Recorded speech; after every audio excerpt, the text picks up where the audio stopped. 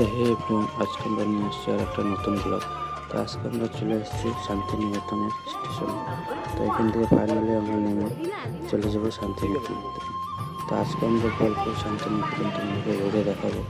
তো এখানে ছিল তারাপীঠ যাওয়ার আর একটা ব্লগ।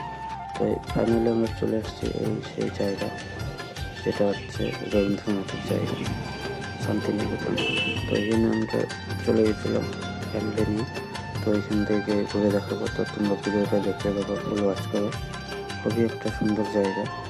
তো এখান থেকে শুরু করে জায়গাটা অনেকটাই বড় ছিল। তো এখানে আমরা চলে যাবো ভিতরে। তো ভিতরে তো ঢোকা যায় না, বাইরে থেকে দেখতে হয়। তো এটা হচ্ছে,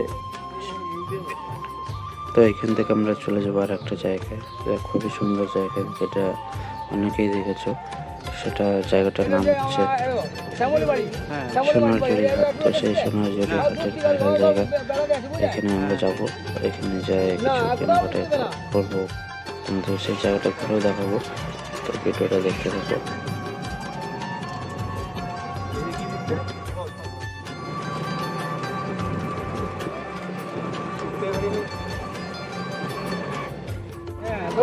তোমার এমনি সব এমনি চলে যায়। ও এইদিকে হেঁটে আসছে বলে ওটা বৃষ্টি পারছি, তো বৃষ্টি পারছি হেঁটে চলে আসতে তো ডাকছে না, কেউ না আসে একেবারে চলো রে।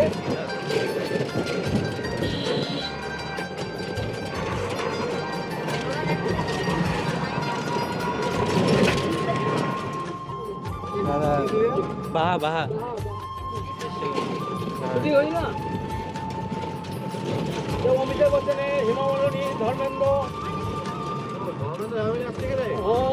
অনেক আগে ছিল, সবাই ছিল যখন ইয়াং বয়সে 30-40 বছর আগে। যা যা গরুর গাড়ি সব চাষের করে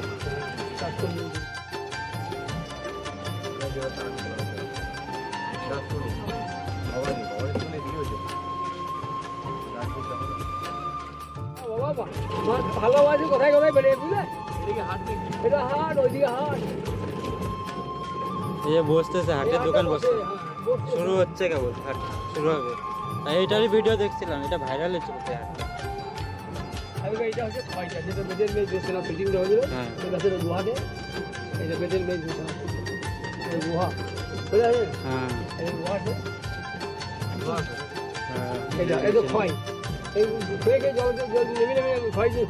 তো গাইস, ফাইনালি আমরা পৌঁছে গেছি সেই ভাইরাল জায়গার সোনারঝুরি হাট। তো দেখতে পাচ্ছ খুব সুন্দর একটা জায়গা।